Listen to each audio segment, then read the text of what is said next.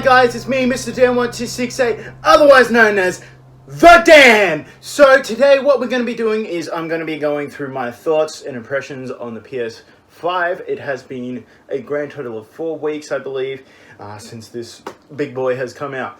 Now what we're going to be doing is going through some of the games that I've got, the controller, the stand, the console, and comparing it to the PS4. So first things first, let's go ahead and have a look at the games. So I currently have 3 total games physical, and I do have I have like Astro's Playroom, which is a phenomenal game. If you do get your hands on a PS5, whether it be the disc version or the digital version, I highly recommend you play Astro's Playroom, as it will show you the features of the DualSense controller. So, first things first, let's go ahead and have a look at the games. This is what the games will look like. So this is Spider-Man Miles Morales, for example. As you can see, the front top part is white up the top here. It is now white with the PS5 banner, and it is the exact same as the PS4 case. When you open up the disc, as you can see, I got my receipt here, but as you can see there, the top of the disc is now white instead of blue. So, a couple of the games that I do have is Spider-Man Miles Morales, as we just showed you, Assassin's Creed Valhalla, and Call of Duty Cold War. Now, Call of Duty Cold War is really good on the PS5 as it takes a lot of the new features of the DualSense controller into account. I'd highly recommend you get Call of Duty Black Ops Cold War to take control of the new features. The campaign in this is really great. I really enjoyed it. It's a bit of COD, dumb fun humor, like shooting gun, you know. Alright, so those are the games. So now what we're going to do is we're going to move on to the controller, as I was talking about. Now what we're going to do first is, so this is your PS4 controller. Don't mind it, it's just a red see-through one, which I think is pretty cool. This is the PS4, and this is the PS5 controller. As you can tell by just looking at it, it dwarfs it's slightly bigger than the PS4 controller. And as you can tell, it keeps the touchpad. The light bar has been moved to the insides of the controller. The one thing I really wish they did was they should have made the PlayStation logo light up like the Xbox does it. It's pretty cool. So the features of this brand new controller is it's got the haptic feedback triggers.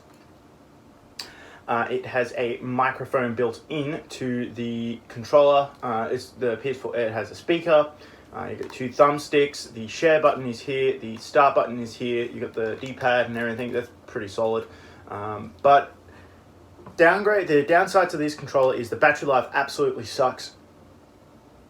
Lasts about 3 to 4 hours. Which I understand, like, people are like, oh, 3 to 4 hours, that's plenty of time. But realistically, it's not that great. I wish it was like maybe 8 to 12 hours. Compared to the Xbox, this is a Series controller. The Series X, will be dealing with that in the future. The Series X, you can put AA's in here and it'll last you 2 to 3 weeks without even having to charge it. Whereas the PS5 controller doesn't. Now, what I would highly recommend you do, may have to show you this, the DualSense does not turn off automatically, it just keeps itself on. So if you watch a movie and you put your controller down, you know, it basically turns itself off to save the battery like the Xbox would or the PS4 normally would. It's not inherently set up like that, so you will have to turn that on, which I think is a downgrade. And I believe because the controller is white, and the texture on the back means that your hands, your skin, any dirt that you've had on your hands throughout the day will actually get into the controller's grips, especially along here and in here in the grip part. It will get dirty and it is really hard to clean. The cool thing about the grip is it's just the PlayStation symbols are the grips. Alright, so that is the controls out of the way. Alright, now let's go on to one of the negatives I have about this console. I bet it looks good, but the negative is this stand here. What do I mean? The stand feels cheap. Like, for something I paid $700 for, This stand is hollow. It feels cheap. The swivel is, there's no like distinct click to tell you that it's been like, it's like a, that's it. There's no like a spring or something. You need a screw to put into the bottom of this, and to attach it, what you would do is you put it in like that, click it in, and then you put the screw in to put it facing upwards. And to face it sideways, what you do is you just swivel this to the side, which hides the screw. Basically put this on the back like that, between the square and square, push it in, and now it's able to be able to lay it on its side. I believe that it's kind of a bit weird. I would much rather it actually be able to stand up by itself or lay down by itself and not having to have a stand. I believe is a bit of a flaw in the design. But other than that, the stand does its job. It's pretty cheap. I hope you can rebuy them because I feel like these things will break. And people that travel a lot or maybe work with festivals or gigs and stuff like that, previous 2020 of course, they would bring their consoles with them around the world. Because people travel a lot, they bring their console. I know people are like, oh, just buy a Switch. But the thing is, the Switch and the PS5 are two completely different cans of worms. Whereas the PS5 is an actual pretty beefy console. Like, nothing against the Switch, but the more power in here, and you know, you've got COD and all that kind of stuff.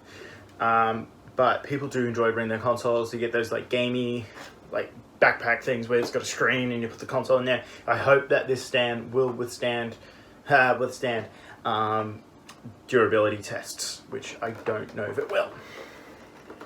So it can stand up like this, but I highly recommend you don't stand without the stand, because there is air vents on the bottom of the console, which is why that's pushed up. There is a little like push up there, which makes sure airflow goes through. Alright, so now let's go ahead and have a look at the console itself. I like the look of it. I like because it's different. It's not plain. It's different. It stands out. Like, you know, like you got the PS4 here. That's the PS4. As you can tell, the PS4 original. I've got a Pro, but I prefer to compare it to the original PS4 and the original PS5 because these are the launch ones. So yeah. Oh, I nearly flicked the stand there. The stand got its kickback on me. So as you can tell, it is distinctively a lot larger. The console itself is massive. It is very thick compared to the PS4. As you can tell, if I put it in front, you can see that it is very much larger by a long shot and taller. Let's move that out of the way. I love my PS4, though. PS4 was such a great console. So yeah, the features about this console, it is a white with a black center. There are lights, LED lights that go outside of the console that light up blue, white, and I believe yellow as indicators. You have the DVD drive or Blu-ray drive here, which you won't have on the digital version. It just slims down. I believe the disc drive may have been an afterthought because it's like really thin, a big fucking booty at the end of it, and this side's really thin, which is interesting. And on the side here, you've got the basic PlayStation logo here, which I wish this lit up. I want to get a skin or a sticker to put in here to have the original classic colors of the PlayStation logo, because I don't like the monochrome version. I think it's boring, in my opinion. And then on the back here, you have a power supply, HDMI, the Ethernet port, and the two USB 3.0 ports. And as I said, I forgot to say at the start, there is a Type-C port here and a HDMI port. Now, you got the two eject buttons down below here, so you got eject and power on. One thing I'll say about the two buttons here, not really big of a problem. I kind of wish they distinguished them a little better than what they did, as they're basically one's little and one's longer. The engraving on the console, because it's shiny and that's matte, it's really hard to spot. I wish it was maybe like a white, like printed on or something. But who knows, maybe they could do that in another revision. So yeah, overall thoughts. I have had a couple of glitches with the console. One weird one was I didn't have the camera out at the time. It had completely frozen, and I had to turn it off by the power switch, which is never a good thing. You should never do that to your consoles. It was the only way to turn it off. So yeah, overall I've enjoyed it. The games I've played on it so far: Spider-Man Miles Morales, Spider-Man PS4, Bioshock, as you guys seen during the live stream, Days Gone, Crash Bandicoot 4 I played on here. There's so many good games you can play on here. And the greatest thing about this, if you are coming from a PS4 to a PS5, you don't have to worry about losing your games. Around about like 95 to 99% of them will carry over, whether you're digitally or physically. Personally, I believe you should get the one with the disc drive, not the digital version. Based on the thing of, down the line, the PS4 will slowly be washed away, basically out the door. You'll be able to pick up PS4 games for dirt cheap and play them on your PS5, and your library will extend substantially. And the problem is with it being only digital, you can only buy them from one store. With the disc version, you can buy them from as many stores as you want that sell PS5 games. And they can be cheap, they can be dirt cheap, they can be $5, $10, $20, but the Sony is the only one that can control the PSN prices. And I believe the companies, but at the end of the day, it's Sony that set the prices, and they take most of the profit.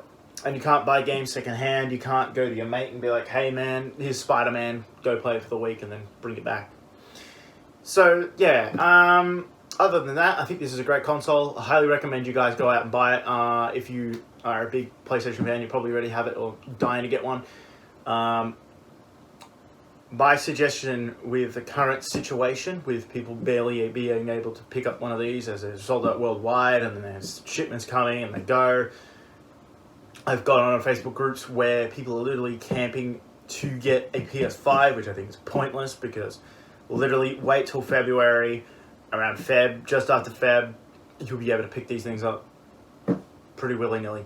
Sony will get them back on board, and don't buy them off Facebook, don't buy them for excess amount of money. They'll come down in price, and by the time those scalpers try to make money, the consoles will be at the shops and you'll be able to buy them. So this is me, Mr. Dan1268, just letting you know that the next video will be about the Xbox Series X. As you can tell, I've got the Series X. I got the new controller with a new D-pad. There's a lot of thoughts on this.